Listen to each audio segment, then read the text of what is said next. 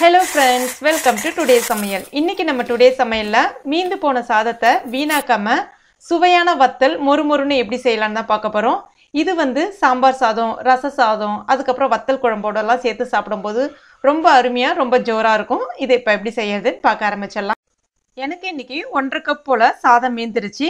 Suppose உங்களுக்கு சாதம் மீந்துருச்சுன்னா அதுல தண்ணி ஊத்தி வச்சு நீங்க பயன்படுத்தக்கூடாது. இந்த வத்தலுக்கு தண்ணி ஊத்தாம ஃப்ரிட்ஜில் எடுத்து கூட வச்சுட்டு மறுநாள் காலையில் இந்த வத்தல் வந்து நீங்கள் ரெடி பண்ணிக்கலாம். அந்த சில்னஸ்லாம் போன பிறகு எதுக்காக காலையில் ரெடி பண்ணுறோம் அப்படின்னா அப்போ தான் வந்து இதை ரெடி பண்ணி வச்சுட்டு நீங்கள் வெயிலில் வைக்கிறதுக்கு உங்களுக்கு கரெக்டாக இருக்கும். சப்போஸ் வந்து ஈவினிங் டைமில் நீங்கள் ரெடி பண்ணிவிட்டு வெயில் டைமில் நம்ம வச்சோம் அப்படின்னா அது வந்து ஊசி போன மாதிரி ஆகிடும். ஸோ இதெல்லாம் நம்ம கொஞ்சம் கவனமாக பார்த்துக்கணும். அதுக்கு அடுத்து தான் நம்ம ஒரு மிக்சி ஜார் ஒன்று எடுத்துக்கலாம். அதில் 2 போல் மிளகாய் எடுத்துருக்கேன். இந்த மிளகாய் நல்லா காரமாக இருக்கும். உங்களுக்கு காரம் குறைவாக வேணும்னா நீங்கள் ஒரு மிளகாய் சேர்த்துக்குங்க போதும். அடுத்ததான் ஒரு 1/2 டீஸ்பூன் போல் சின்ன ஜீரகம், 1/4 சிட்டிகை பெருங்காயப்பொடி, 1/2 டீஸ்பூன் போல் உப்பு. இதை ஃபஸ்ட்டு நம்ம தண்ணி விடாமல் மிக்சியில் அரைச்சிக்கலாம். அரைச்சிட்டு அதுக்கப்புறமா சாதத்தை இது கூட சேர்த்துட்டு மறுபடியும் நம்ம தண்ணி விடாமல் அரைச்சிக்கலாம். இதில் எக்கார்ந்த கொண்டு தண்ணி விட்டு அரைக்காதீங்க. ஏன்னா சாதத்தில் இருக்கக்கூடிய அந்த குழகுழப்பு தன்மையே வந்து போதுமானது. அந்த மாதிரி சாதமும் மிளகாயும் சேர்த்து ஒன்றா அரைக்காதீங்க. ஃபஸ்ட்டு மிளகாவை அரைச்சிட்டு அதுக்கப்புறம் வந்து சாதத்தை சேர்த்து அரைங்க. இது ரொம்ப ஃபைன் பேஸ்டாலாம் அரைக்கணும்னு அவசியம் இல்லை. கொஞ்சம் நொறுநொறுப்பாக தான் இருக்கணும். அப்போ தான் வந்து நல்லா மொறுமொறுன்னு இருக்கும் வத்தல்.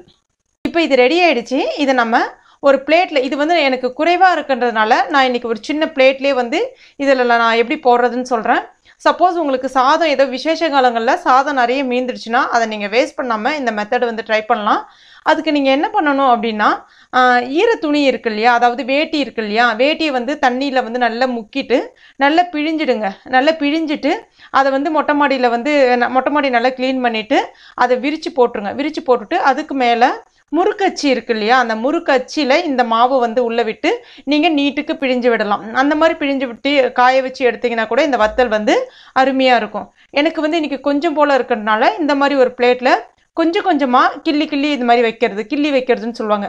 அதாவது கொஞ்சம் எடுத்துட்டு உங்களுடைய கட்டை விரல்களால் இந்த மாதிரி தள்ளி விட்டிங்கன்னா அழகாக வந்து கொஞ்சம் கொஞ்சமாக கிள்ளி வச்ச மாதிரி ஆகிடும். ரொம்ப பெருசாக வச்சிங்கன்னா காயறதுக்கு ஒரு 3 நாள் எடுத்துக்கும். இந்த மாதிரி கொஞ்சம் குட்டி குட்டியாக வந்து கிள்ளி வச்சுக்கிங்க, கரெக்டாக இருக்கும்.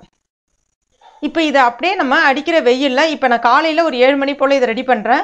அடிக்கிற வெயிலில் நம்ம இதை வச்சிடலாம். வச்சிட்டிங்கன்னா உங்களுக்கு 1 டே ஃபுல்லாக காயட்டும். காய்ச்சிட்டு அதுக்கப்புறம் நைட்டு பார்த்தீங்கன்னா உங்களுக்கு இதை பிளேட்லேருந்து எடுக்க வரும். எடுத்துகிட்டு என்ன பண்ணுங்கன்னா வேற ஒரு பிளேட்டுக்கு மாற்றிட்டு மறுநாள் காலையில் ஒரு நாள் ஃபுல்லாக காய வச்சிங்கன்னா அன்றைக்கி ஈவினிங் உங்களுக்கு இந்த அளவுக்கு நல்லா மொறுமொறுன்னு கிடச்சிரும். ஸோ 2 நாளில் வத்தல் வந்து ரெடி ஆகிடும். இதை நீங்கள் ஒரு நிறைய வச்சுருந்தீங்க அப்படின்னா ஒரு ஏர்டைட் கண்டெய்னரில் கூட நீங்கள் இதை வந்து ஸ்டோர் பண்ணி வச்சு பயன்படுத்தலாம்.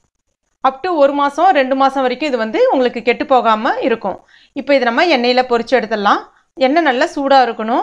அதுக்கப்புறம் மீடியம் ஃப்ளேமில் வச்சுருங்க. அதுக்கப்புறம் அப்போ தான் வந்து நல்லா பொரிஞ்சு வரும். ஒரு 4 நாளாக போட்டு நம்ம இதை வந்து வறுத்து எடுத்துடலாம்.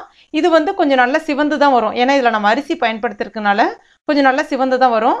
இப்போ பாருங்கள், நம்மளுடைய வத்தல் நல்லா பொரிஞ்சு வந்துருச்சு. இதை நம்ம வேற ஒரு பிளேட்டுக்கு ட்ரான்ஸ்ஃபர் பண்ணிடலாம். இப்போ பாருங்கள், உங்களுக்காக நான் இது வந்து எந்த அளவுக்கு மொறுமொறுன்னு இருக்கும் அப்படின்றதுக்காக கடிச்சே காமிக்கிறேன். பாருங்கள் எந்த அளவுக்கு சத்தம் கேட்குது பாருங்கள். ரொம்ப சுவையாக இருக்கும்.